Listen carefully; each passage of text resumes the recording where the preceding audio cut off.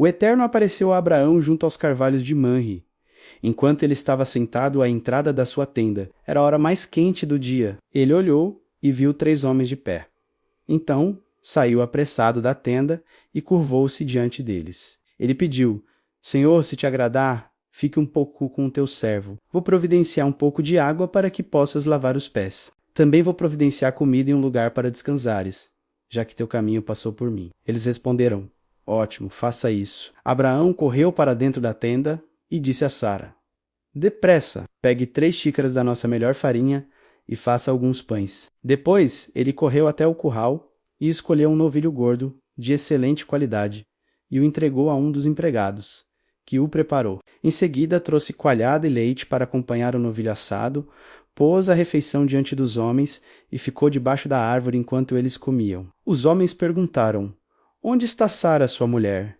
Ele respondeu: Está na tenda. Então um deles disse: Vou retornar no ano que vem, mais ou menos por esta época. Quando eu chegar, sua esposa Sara vai ter um filho. Sara estava ouvindo tudo do lado de dentro da tenda, bem atrás do homem. Abraão e Sara estavam velhos, em idade bem avançada.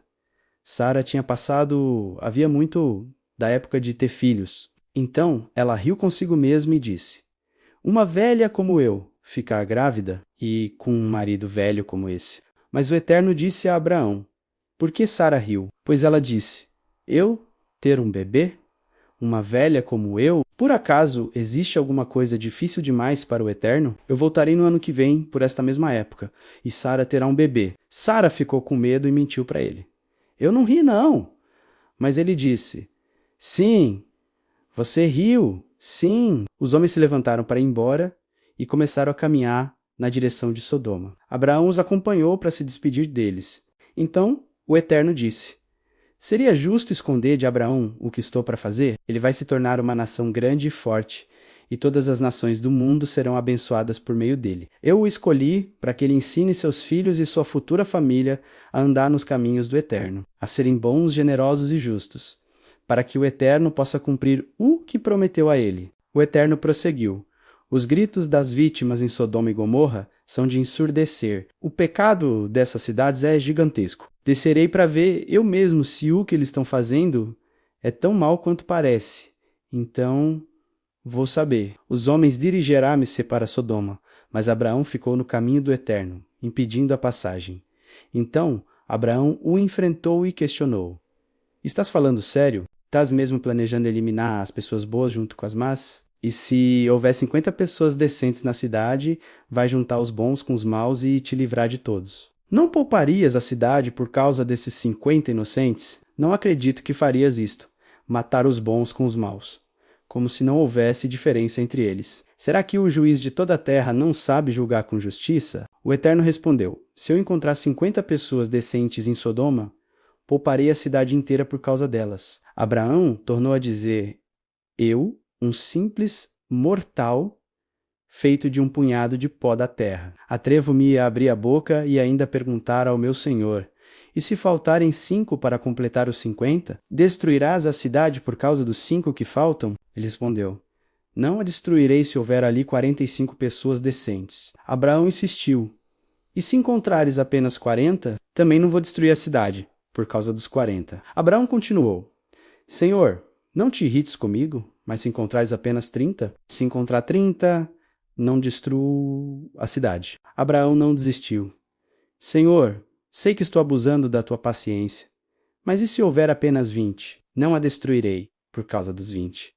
Abraão perguntou ainda: Senhor, não fiques furioso, esta é a última vez que pergunto. E se houver apenas 10? Não destruirei a cidade por causa das 10 pessoas.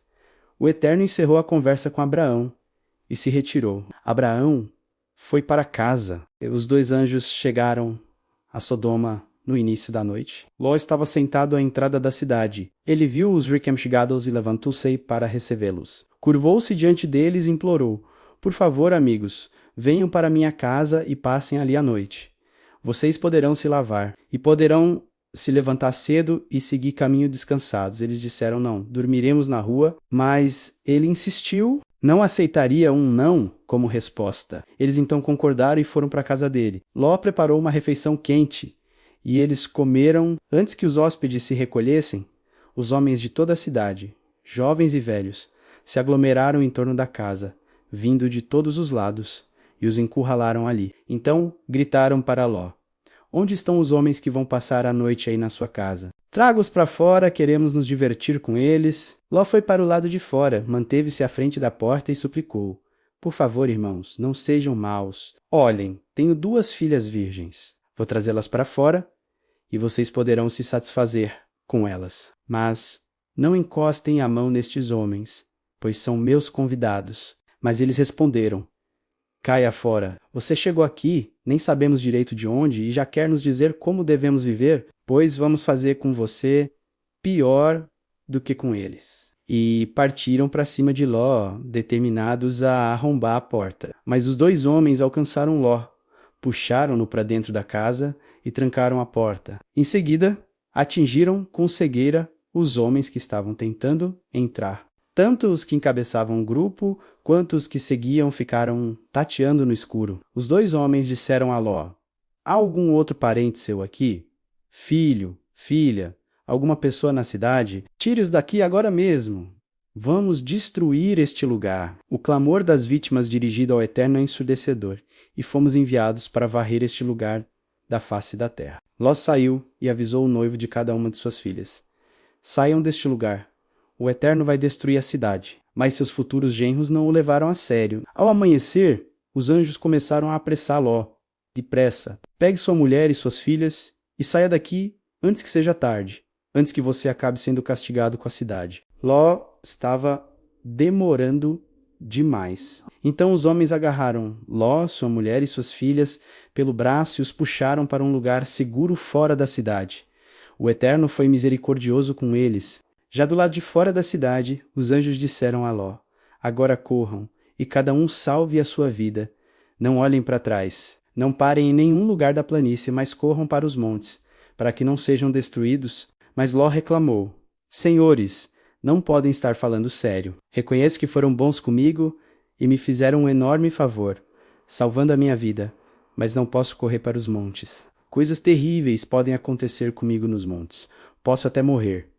Olhem para aquela direção.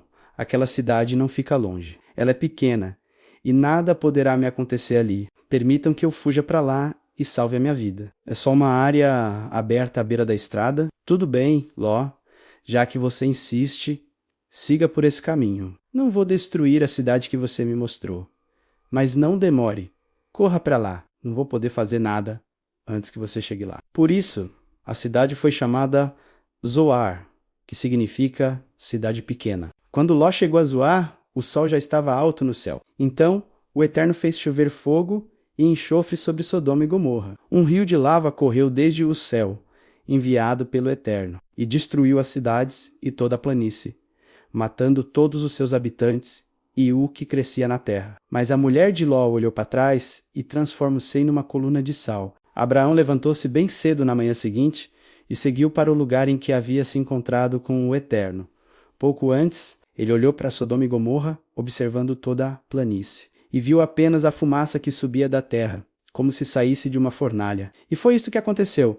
Antes de destruir as cidades da planície, Deus se lembrou de Abraão e retirou Ló de Sodoma. Só depois varreu aquelas cidades da face da terra. Ló saiu de Zoar e foi morar com as 2 filhas nas montanhas. Ele estava com medo de ficar em Zoar e passou a viver com elas numa caverna. Certo dia, a filha mais velha disse à caçula: Nosso pai está ficando velho, e não restou nenhum homem neste lugar que possa nos engravidar. Vamos embebedar nosso pai com vinho e nos deitar com ele. Ele poderá nos dar filhos, é a única chance de manter nossa família viva. Assim, naquela mesma noite, elas embebedaram o pai com vinho. A filha mais velha deitou-se com ele, mas Ló estava inconsciente e não tinha noção do que a filha estava fazendo. De manhã, a filha mais velha disse à mais nova: Deite-me com nosso pai ontem à noite.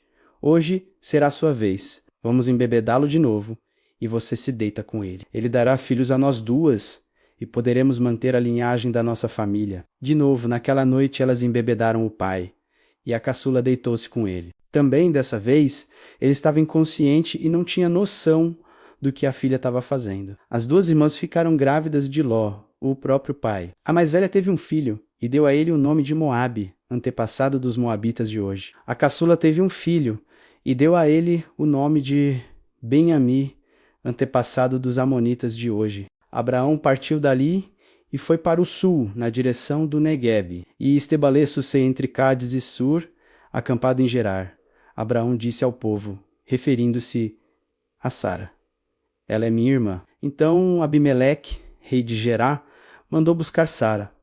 Naquela noite, Deus apareceu em sonho a Abimeleque e alertou-o: você vai morrer. Aquela mulher que você tomou é casada? Mas Abimeleque ainda não havia se deitado com ela, nem mesmo a havia tocado.